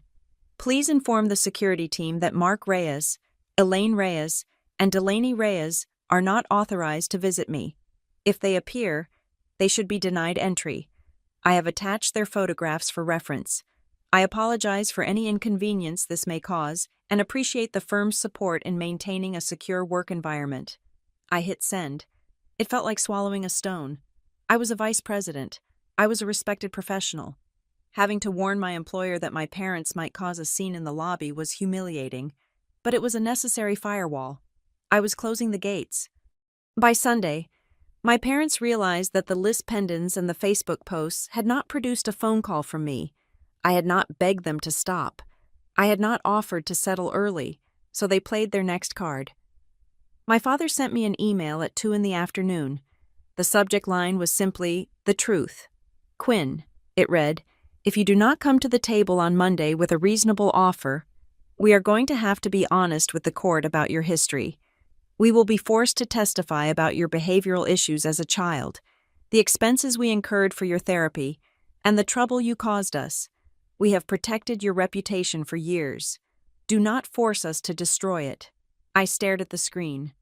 Behavioral issues therapy. I had never been to therapy as a child. I had never caused trouble. I was the straight-A student who came home, did her homework, and read books in her room to avoid drawing attention to herself. The trouble I caused was simply existing in a way that did not serve their vanity. They were gaslighting me. They were inventing a history of delinquency to justify their claim that I owed them. They were threatening to paint me as a troubled, unstable child that they had saved, thereby justifying the repayment they were demanding. But they had made a fatal error. They assumed I still cared what people thought of me. They assumed I was still that little girl who wanted to be good. I was not that girl. I was a woman who had just received a FedEx package from a handwriting expert named Dr. Eris Thorne. I opened the package. Inside was a sworn affidavit and a 10-page report. Dr. Thorne had analyzed the signature on the fraudulent loan document from the Delaware bank. He had compared it to 20 known samples of my signature from my lease, my passport, and old birthday cards, and 20 known samples of my mother's handwriting. His conclusion was devastatingly clear. It is my professional opinion, to a reasonable degree of scientific certainty, that the signature on the guarantor agreement is a forgery. Furthermore, the stylistic markers, specifically the loop of the R and the pressure points on the terminal strokes, are highly consistent with the handwriting of Elaine Reyes. But the report contained something even better. I had provided Miles with my travel records for the date the loan was signed. On that specific day, 6 months ago, I was not in Bryn Mawr. I was not even in Pennsylvania. I was in Chicago for a risk management conference. I had the flight manifest. I had the hotel receipt. I had the credit card charge for a room service dinner at the Palmer House Hilton at 7 in the evening, the exact same hour the bank's metadata showed the document was uploaded from my parents' IP address in Bryn Mawr.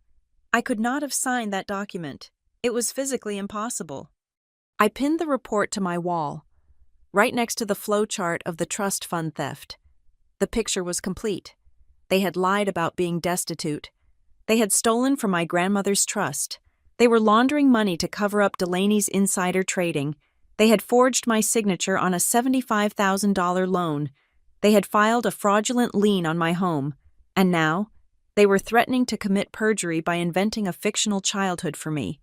They were throwing everything they had at me: mud, lies, legal filings, guilt. They were trying to break me psychologically so I would open my checkbook, but I did not feel broken. I felt clarified. I looked at the unstable child email from my father again. I did not delete it.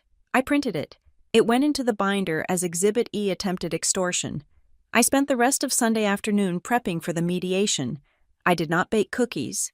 I did not watch TV. I organized the binder. Tab A.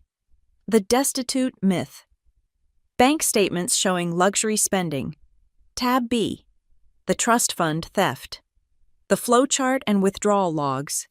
Tab C. The cover-up emails regarding the silence fee and Delaney's consulting firm. Tab D. The forgery, the loan document, the handwriting analysis, and my Chicago alibi. Tab E. The malice. The threats, the list pendants, the social media posts. It was 3 inches thick. It weighed 4 pounds. At 8 in the evening, I received one last text from Delaney. "Mom is crying. I hope you are happy. You are tearing this family apart." I looked at the message. For the first time in my life, I did not feel the reflex to fix it. I did not feel the urge to apologize. I typed a reply, but I did not send it. I'm not tearing the family apart. Delaney, I am just the one turning on the lights. I deleted the draft. Silence was a better weapon. Let them think I was scared. Let them think I was scrambling to find the money. Let them walk into that conference room thinking they were about to fleece a sheep. I went to bed early. I slept soundly. The next morning, Monday, broke cold and clear. I dressed in my sharpest suit, a charcoal gray tailored jacket and trousers that looked like armor. I pulled my hair back into a tight, severe bun. I applied my makeup with precision. I looked in the mirror. I did not look like the daughter of Mark and Elaine Reyes. I did not look like the sister of Delaney Reyes. I looked like the vice president of Northbridge Risk Partners. I picked up the binder. It was heavy in my hand. My parents thought they were fighting a battle for money. They thought they were punishing a rebellious child. They thought they were targeting my heart, but they were wrong. My heart was not in the room. My heart was safe behind the walls of the fortress I had built. They were not fighting a person. They were fighting a correction mechanism. They were an error in the system, a variance that had gone unchecked for too long. And today, I was finally going to balance the ledger. I walked out of my apartment, past the front desk where I nodded to the doorman, and stepped into the Uber that would take me to the slaughter. I checked my phone one last time. Miles had sent a message. "I am ready. Are you?" I typed back one word. "Proceed." The timeline for the destruction of the Reyes family facade accelerated rapidly on Sunday afternoon. It started with a ripple, the kind that looks innocent until it turns into a rogue wave. I was sitting in my living room, the binder of evidence open on my lap, when my phone pinged with a notification from the family cloud account. I had set up an alert for any failed login attempts. Alert failed login. IP address: Bryn Mawr, PA. Time: 2:14 p.m. Alert failed login. IP address: Bryn Mawr, PA. Time: 2:15 p.m. Alert failed login. IP address: Bryn Mawr, PA. Time: 2:16 p.m. My father was trying to get into the system. He was hammering at the digital door I had locked days ago. He was not trying to get in to look at vacation photos. He was panic cleaning. 10 minutes later, I understood why. My cousin Sarah had not just asked for the trust statement. She had mobilized the infantry.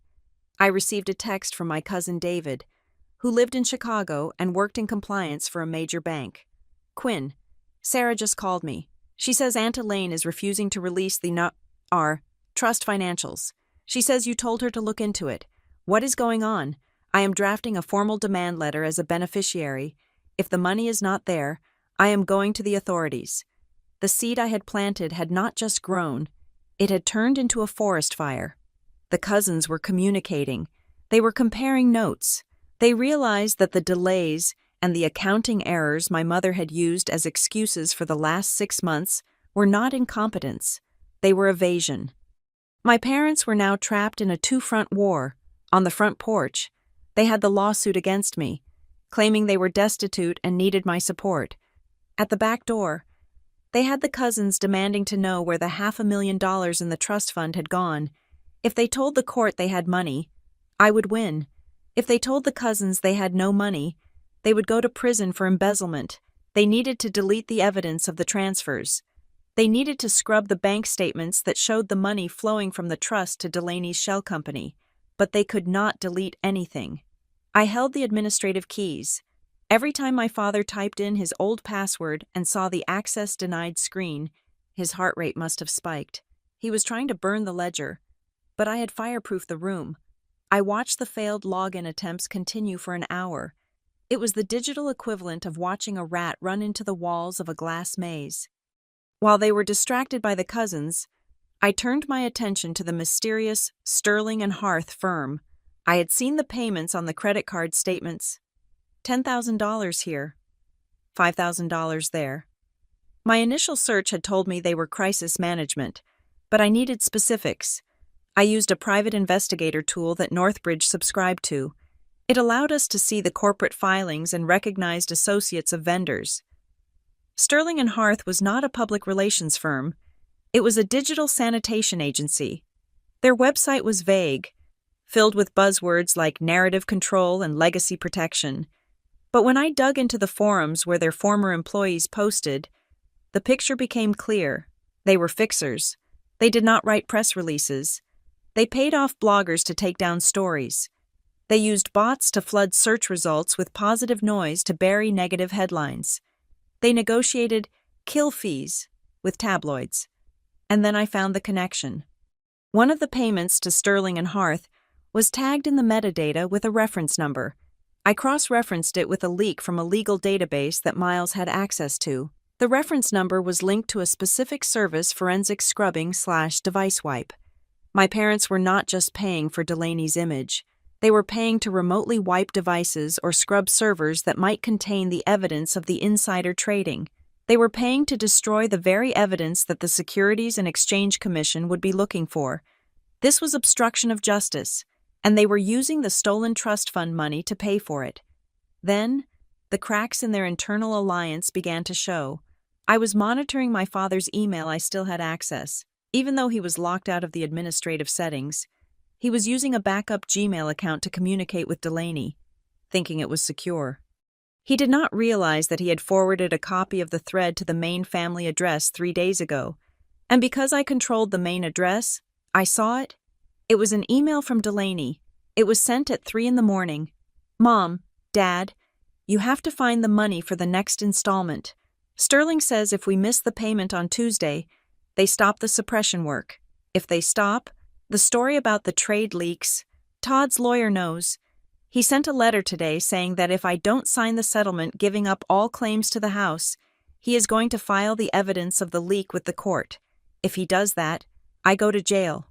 Please, you said Quinn would pay. Make her pay." There it was, the smoking gun. Make her pay. They were not suing me for support. They were suing me to pay the ransom for my sister's freedom. They were willing to sacrifice my financial future, my home, and my reputation to keep Delaney out of a federal penitentiary. I printed the email. I slipped it into the binder under tab C. It was no longer just a theory, it was a conspiracy. Then, a new notification arrived from Miles. "Quinn, look at the attachment. This just came from Todd's counsel." It was a courtesy copy sent to us because of the lis pendens. I opened the document. It was a letter from Todd's divorce attorney to my parents' lawyer. It was brutal. "Dear counsel, it has come to our attention that your clients, Mark and Elaine Reyes, are claiming financial destitution in a separate legal matter involving their daughter, Quinn Reyes. We find this claim interesting, given that your clients have paid a retainer of $75,000 to your firm and have made payments totaling $40,000 to Sterling and Hearth in the last 90 days. Please be advised that if your clients continue to delay the divorce settlement by making unreasonable financial demands on my client, we will be forced to submit these spending records to the court to demonstrate that they are not, in fact, in need of spousal support, but are rather engaged in the dissipation of marital assets to fund a criminal defense." Todd's lawyer was tired of their games. He was threatening to blow the whistle. I sat back in my chair. The net was tightening. The cousins were attacking from the flank. Todd was attacking from the rear. And I was standing in front of them with a flamethrower. I called Miles. "We are not settling." I said, "Quinn, the mediation is tomorrow." Miles warned, "If we walk away, they might get a judge to sign a temporary order. Let them try." I said, "I want to change the strategy for tomorrow. We go to the meeting, but we do not go to negotiate a payment. We go to take a deposition. We can't depose them at a mediation," Miles said. "We can if we turn it into a settlement conference on the record." I said, "Tell them I am willing to sign the check for the full amount they are asking. Tell them I am ready to fund the entire family recovery plan." Miles was silent for a moment. "You are lying to them. I am managing the risk." I said, "Tell them I will pay, but tell them that for tax purposes, and because the amount is over $100,000. I need them to swear under oath that the information in their lawsuit is true. I need them to affirm on the record that they are destitute and that the money is for basic living expenses. Tell them it is just a formality for my accountant. They will do it," Miles said. "They are greedy. If they think they are getting the check, they will sign anything." "Exactly," I said. "And once they swear under oath that they are destitute, we hit them with the bank statements." Miles finished. "We hit them with the trust fund withdrawals. We hit them with the luxury spending. And the forgery," I added. "Don't forget the forgery. It is a perjury trap," Miles said. "It is beautiful. It is a market correction." I corrected him. They have been trading on false valuations for too long. Tomorrow. The bubble bursts. I spent the rest of the night finalizing the binder. I added a new section, tab F, the timeline of lies. I mapped it out hour by hour. January 15th. Nana Rose's trust drained of $50,000. January 16th. Transfer to D. Reyes Strategies, LLC. January 17th. Payment to Sterling and Hearth. February 1st. Parents file lawsuit claiming destitution due to divorce costs. February 15th. Parents forge my signature on the loan for $75,000. March 1st. Delaney sends the email admitting the money is for suppression. It was irrefutable. It was a map of intent. They had not stumbled into this. They had engineered it. I looked at the guarantor agreement with the fake signature one last time. My mother had signed my name. She had committed a felony against her own daughter to save the daughter she actually loved. That hurt. I would be lying if I said it didn't hurt. But the pain was distant. Like a bruised rib, you only feel when you take a deep breath. I wasn't taking deep breaths anymore. I was holding my breath, waiting to exhale only when the job was done. I sent a text to Sarah. Keep pressing for the statements. Sarah, do not let them delay. You will have your answers tomorrow.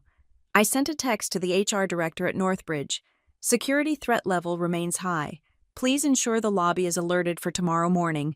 I will be out of the office until noon. Then I closed the binder. The snap of the ring sounded like a gunshot in the quiet apartment. I walked to the window and looked out at the city. Somewhere in Bryn Mawr. My parents were probably celebrating. They probably thought they had won. They probably thought that my agreement to meet meant I had broken, that the pressure of the list pendants and the social media shaming had been too much for me. They thought they were the chess masters. They didn't realize they were just pieces on a board I had already flipped over. Tomorrow, they would walk into a conference room expecting a check. Instead, they were going to walk into an autopsy of their own lives. I went to my closet and picked out my outfit for the morning. I chose a white silk blouse and a black blazer. Sharp, clean, clinical. I was not going to scream. I was not going to cry. I was not going to ask them why they didn't love me. I was going to do what I did best. I was going to present the data, and the data was going to ruin them. The conference room at the law firm of Vance, Eldridge, and Associates was designed to intimidate. It was situated on the 42nd floor, with floor-to-ceiling windows that offered a panoramic view of Philadelphia. A subtle reminder that the people sitting at the mahogany table were the masters of the city. But today, the room felt less like a seat of power and more like a theater stage where a very bad play was about to be performed. I arrived exactly at 10 o'clock. Miles was already there, sitting on the left side of the long table, his posture relaxed but alert. On the right side sat my parents and their attorney, a man named Mr. Vance who wore a bow tie and a smile that did not reach his eyes. I almost didn't recognize Mark and Elaine Reyes. Gone were the tailored suits and the silk scarves. Gone was the arrogant posture of the country club set. They had performed a costume change that was almost impressive in its cynicism. My father was wearing a cardigan that looked slightly frayed at the cuffs, a garment I had never seen him own. My mother was wearing a simple, nondescript beige dress and flat shoes. She wore no jewelry, no wedding ring, no diamond studs, no Cartier watch. They were dressed as the destitute elderly. They were playing the role of the abandoned parents to perfection. I sat down next to Miles. I placed my heavy black binder on the table. I did not open it. I just let it sit there, a silent monolith between us. "Good morning." "Quinn," Mr. Vance said. His voice was dripping with paternalistic condescension. "I am glad you decided to do the right thing. It takes a big person to admit when they have lost their way."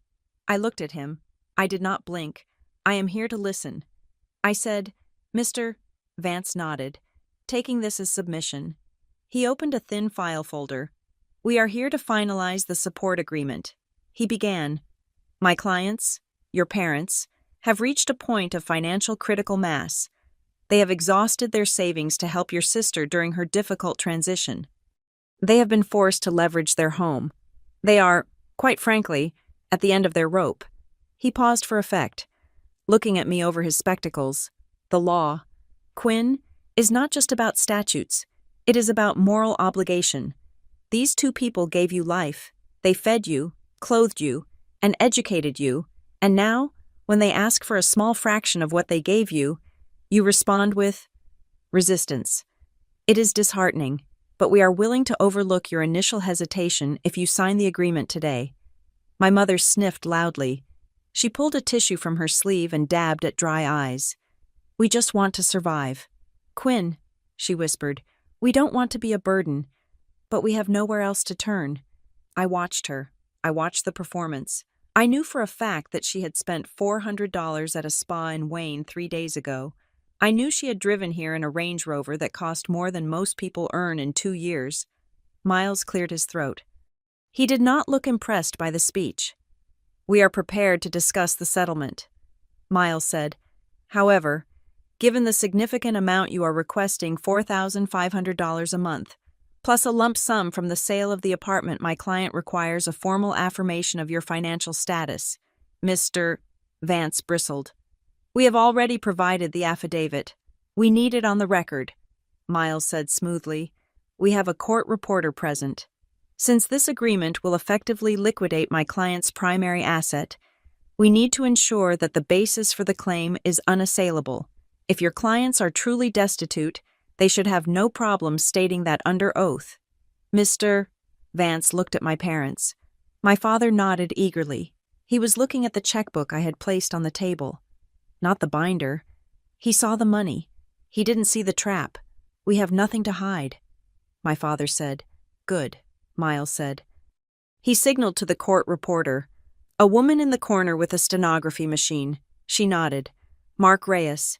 Do you swear to tell the truth, the whole truth, and nothing but the truth? I do, my father said. He sat up straighter, adjusting his frayed cardigan. Mr. Reyes, Miles began, his voice level and professional. You claim in your lawsuit that you have no liquid assets and that your monthly expenses exceed your income by $5,000. Is that correct? That is correct, my father said. We have been living on credit cards. We are tapped out. The market downturn hit my retirement accounts hard, and the rest went to family emergencies. And by family emergencies, you mean the legal fees for your daughter, Delaney. Yes. My father said, divorce is expensive. We had to hire the best to protect her. And do you have any other sources of income? Miles asked. Any consulting fees? Any business interests? No, my father said firmly. I am retired. I have a small pension, but it barely covers the mortgage. We are completely reliant on our savings, which are now gone. I sat perfectly still. He had just lied. He had just committed perjury. I knew about the $5,000 a month flowing into his account from the trust, and the consulting fees he was writing off. Miles turned to my mother. And you, Mrs. Reyes, do you have access to any other funds? Any trusts? Any inheritances? My mother froze for a split second. Her eyes darted to the binder on the table, then back to Miles. No, she said, her voice trembling. My mother passed away 6 years ago. Her estate was settled long ago. There is nothing left. Nothing left, Miles repeated. So, the N.R. trust is empty. It was a specific question, a dangerous question. My mother clutched her tissue. It has been depleted, she stammered. The market was very bad. We had to use the principal for essential maintenance on the property. It is gone. She was lying. The market had been up 18% last year. The trust was not depleted by the market. It was depleted by her withdrawals. Miles made a note on his legal pad. The scratching of his pen was the only sound in the room. And what about D. Reyes Strategies, LLC? Miles asked. We noticed some transfers to that entity. Can you explain what that is? Mr. Vance interjected. Objection. That is irrelevant. That is a small family business venture. It has no assets. We are just trying to understand the cash flow. Miles said. Mrs. Reyes, what does that company do? My mother looked at my father. Panic flickered behind her eyes. It is a consulting firm, she said. For Delaney. She does some social media consulting. We tried to help her get it started. But it hasn't made any money. It is a loss. A loss, Miles repeated. So the money transferred into it was for business expenses. Yes, my father interrupted. Startup costs. Marketing. It is all gone. I looked at the binder. Under tab C, I had the invoice from Sterling and Hearth for suppression services. That was not marketing. That was a payoff. Suddenly, the door to the conference room burst open. The drama was not complete without the star. Delaney walked in. She was breathless, her cheeks flushed. Unlike my parents, she had not dressed down. She was wearing a white cashmere coat and carrying a designer bag that I knew cost $3,000. She brought the scent of expensive floral perfume into the sterile room. "I am so sorry I'm late," she exclaimed. "The traffic was a nightmare." She looked at the room, reading the tension. She immediately softened her expression, putting on the face of the wounded bird. "Quinn," she said, walking toward me with her arms open.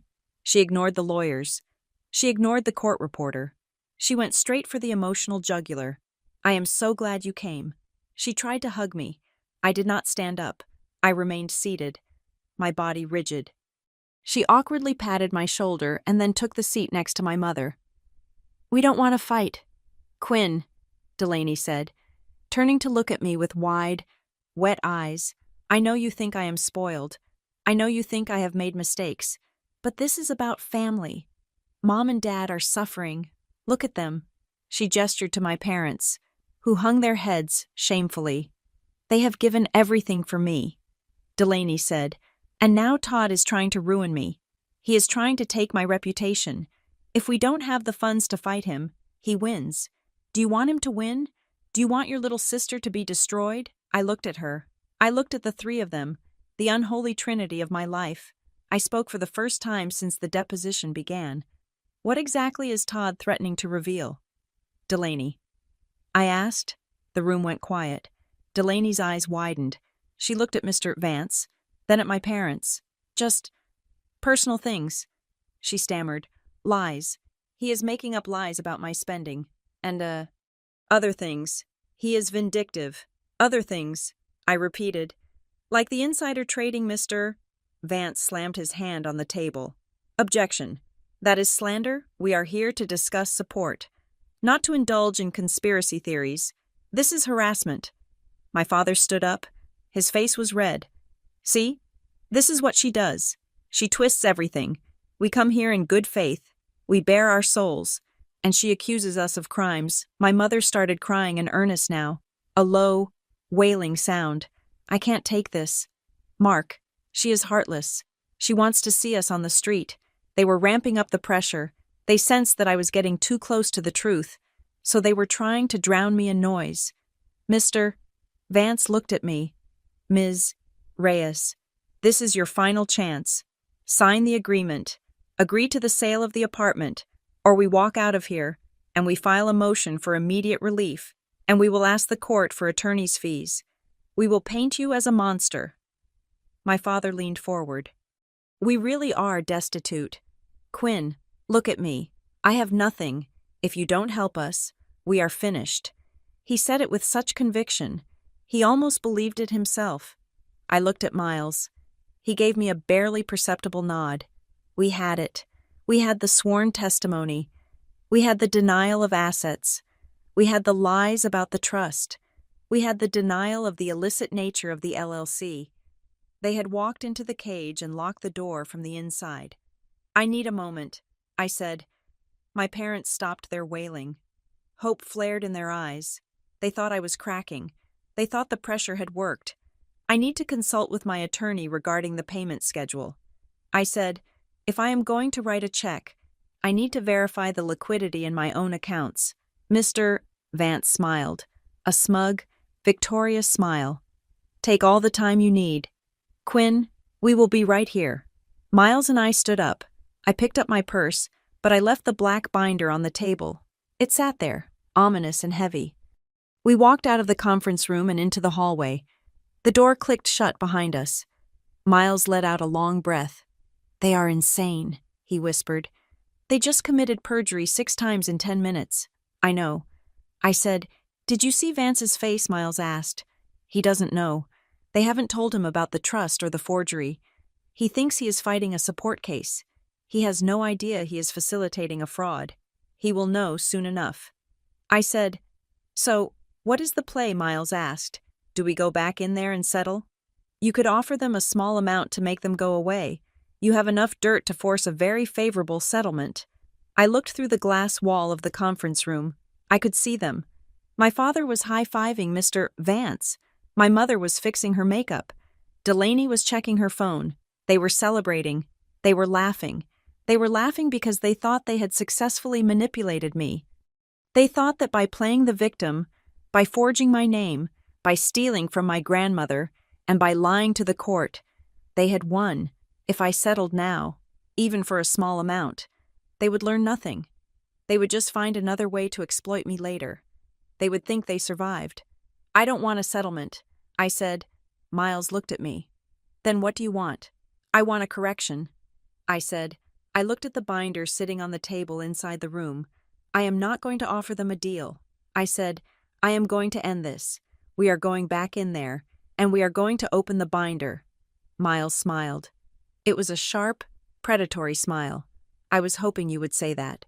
We stood there for another minute, letting them stew in their premature victory. I adjusted my jacket. I checked my reflection in the glass. I did not look tired. I looked ready. I walked back to the door. This was it. The moment I had been training for since I was 16 years old. The moment where the glass child finally shattered the glass house. I opened the door. The laughter in the room stopped. My father looked up, a smile still lingering on his lips. "Well," he asked, "do we have a deal?" I walked to the table. I did not sit down.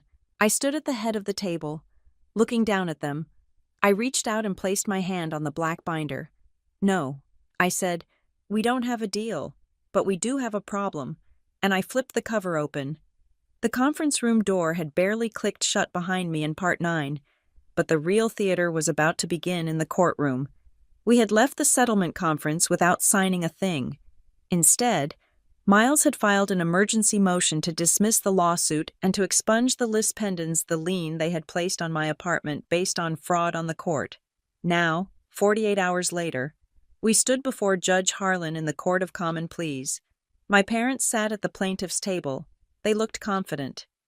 They had dispensed with the frayed cardigans and were back in their Sunday best, perhaps thinking that a judge would respect a well-dressed elderly couple more than a corporate shark like me. Delaney sat in the gallery behind them, wearing large sunglasses, looking like a celebrity avoiding the paparazzi. They thought this hearing was just a formality. They thought the judge would tell me to stop being difficult and support my family. They had no idea that the binder I had opened in the conference room was now sitting on the judge's bench. Judge Harlan adjusted his glasses and looked down at my parents' lawyer. "Mr. Vance." "Counsel," the judge said, his voice deep and resonating in the wood-paneled room. "Your clients are asserting that they are destitute and require spousal support from their daughter under the Filial Responsibility Statute. They are also claiming an equitable interest in her property. Is that the summary?" "Yes, Your Honor," Mr. Vance said, standing up and buttoning his jacket. "My clients are in dire financial straits. They have liquidated their life savings to handle a family crisis. Their daughter has significant assets and has refused to assist." The judge nodded slowly. He turned to Miles. "Mr. Kerrigan." Miles stood up. He did not wave his arms. He did not raise his voice. He simply picked up a single piece of paper. "Your Honor," Miles said, "we move to dismiss this case with prejudice immediately. We also ask the court to refer this matter to the District Attorney's Office for investigation into perjury, identity theft, and fraud." A ripple of murmurs went through the courtroom. Mr. Vance scoffed audibly. "Your Honor, this is theatrics." "It is not theatrics," Miles said. "It is arithmetic." He pointed to the binder in front of the judge. "Your Honor, please turn to Exhibit A." The judge flipped the heavy cover. The room was silent. "The plaintiffs claim they are destitute," Miles continued.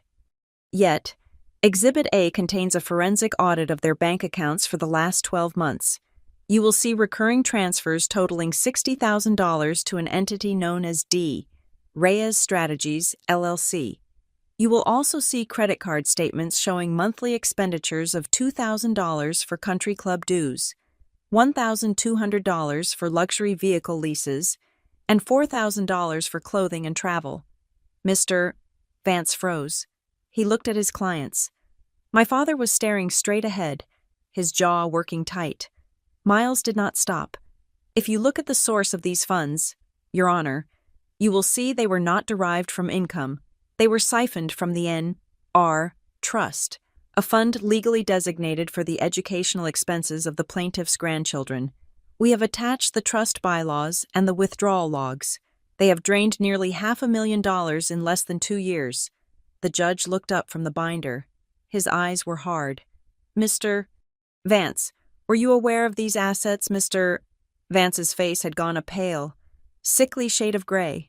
No, Your Honor, I was told. My clients informed me they had no liquid assets. My mother let out a small, strangled sound. There is more, Miles said, cutting her off. Please turn to Exhibit B. The judge turned the page. My clients, the plaintiffs, submitted a loan document to a bank in Delaware 6 months ago for $75,000. Miles said, they listed my client, Quinn Reyes, as the guarantor. He paused, letting the weight of the accusation settle. Exhibit B contains a sworn affidavit from Dr. Eris Thorne, a certified forensic document examiner. It states that the signature of Quinn Reyes on that document is a forgery. Furthermore, we have attached travel records proving that on the day the document was signed and uploaded from the plaintiff's IP address in Bryn Mawr, Ms. Reyes was physically located in Chicago, Illinois.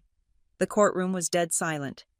Even the court reporter had stopped typing for a split second before catching up. Identity theft, Miles said softly. To secure a loan they are now defaulting on, creating a liability for my client without her consent. Mr. Vance physically took a half step away from my parents. He looked at them with a mixture of horror and professional fury. To lie to your lawyer is a sin. To make your lawyer lie to a judge is a career-ending move. But Miles had one last nail for the coffin. Exhibit C, Your Honor. The judge turned the page. The plaintiffs claim the money was spent on family emergencies. Miles said, Exhibit C contains an email thread between the plaintiffs and their daughter, Delaney Reyes. In it, they explicitly discuss using these funds to pay a firm called Sterling and Hearth, to suppress evidence of insider trading, and to pay a settlement to prevent the exposure of criminal conduct in a divorce proceeding. Delaney stood up in the back row. That is private, she shouted.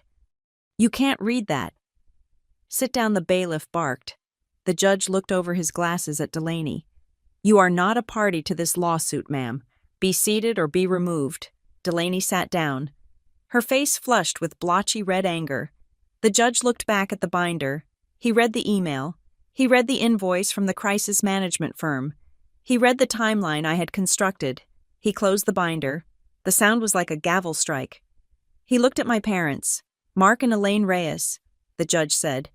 His voice was no longer deep and resonant. It was sharp, like a serrated blade. Do you wish to continue to assert to this court that you are destitute?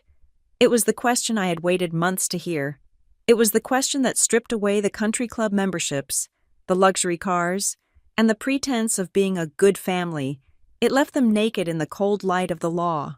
My mother burst into tears. It wasn't the pretty, delicate crying she did at parties. It was the ugly, heaving sobbing of a woman who realizes the walls are coming down. We just wanted to help our daughter. She wailed. We didn't mean any harm. We were going to pay it back. My father said nothing. He sat slumped in his chair. A man who had spent his life inflating a balloon and had just watched it pop. The judge turned to Mr. Vance. Counsel Mr. Vance buttoned his jacket. He looked at the floor. Your Honor, in light of this new evidence, which was unknown to me until this moment, I must request a recess to discuss with my clients. No recess, the judge said. I am dismissing this case with prejudice, the judge declared. That means you cannot refile it. Ever. He looked at my parents. Furthermore, I am ordering the immediate removal of the lis pendens on Ms. Reyes's property. And given the egregious nature of the evidence presented in Exhibits B and C, specifically the forgery and the misuse of trust funds, I am referring this entire file to the District Attorney's Office and the Securities and Exchange Commission for further investigation. My father's head snapped up. Your Honor, please, he stammered. It was just a misunderstanding. Silence, the judge commanded. You use this court as a weapon to extort your daughter and cover up a crime. You will pay the defendant's legal fees in full. He banged his gavel. Case dismissed. The sound rang in my ears. It was the sweetest sound I had ever heard. I did not look at my parents. I did not look at Delaney, who was frantically texting on her phone, likely trying to warn her own lawyer that the dam had broken. I stood up. Miles closed his briefcase. Good work. Quinn, he said quietly. We walked down the center aisle. I could hear my mother pleading with Mr. Vance behind me, her voice rising in hysteria. I could hear my father trying to explain, trying to spin a new narrative, but there was no one left to listen. I walked out of the courtroom doors and into the marble hallway. The air felt lighter here. The aftermath happened quickly, the way a building collapses after the demolition charges are blown. Within 48 hours, the story broke. Not the story they wanted, the ungrateful daughter story, but the real story. The local mainline newspaper picked up the court filing. Local socialites accused of trust fund fraud and forgery. The shame they had tried to weaponize against me came back to boomerang them. My parents were forced to list the house in Bryn Mawr. It was sold in a distress sale to cover the restitution to the trust fund and my legal fees. The Range Rover was repossessed. The country club memberships were revoked. They moved into a 2-bedroom rental in a neighboring town, far away from the society they had desperate tried to impress. Delaney fared no better. With the evidence of the suppression payments now public record in my lawsuit, her husband's lawyers had a field day. She lost everything in the divorce. No alimony, no settlement. She was lucky to avoid jail time, only because she turned state's witness against the person who had given her the inside tip. They were all still alive. They were free, but they were stripped of the one thing they valued more than family, their image. A week later, I sat in my apartment in Rittenhouse Square. It was 7:15 in the evening. The sun was setting, casting a warm orange glow over the city. I opened my laptop. I pulled up the ledger, the massive spreadsheet I had built to track their lies, their debts, and their crimes. I looked at the columns: debt repaid, lies exposed, freedom acquired. I didn't need the file anymore. I didn't need to track them. They were no longer a risk I had to manage. They were just people I used to know. I moved the cursor to the delete button. I didn't do it with anger. I didn't do it with sadness. I did it with the clinical satisfaction of closing a completed project. I clicked. The file vanished. I stood up and walked to the window. I pressed my hand against the cool glass. My fortress was still standing. The walls I had built with my own money, my own discipline, and my own silence were stronger than ever. For the first time in 34 years, I took a breath that didn't catch in my throat. I wasn't waiting for the other shoe to drop. I wasn't waiting for the phone to ring with a demand. I was alone, and it was the most beautiful feeling in the world. Thank you so much for listening to my story. I would love to know where you are tuning in from today. Are you listening while driving, cooking, or maybe relaxing in your own fortress? Please let me know in the comments below. I love reading your stories. If you enjoyed watching Justice Be Served, please subscribe to the Maya Revenge Stories channel, like this video, and hit that hype button to help this story reach even more people. Until next time, stay safe and keep your passwords secure.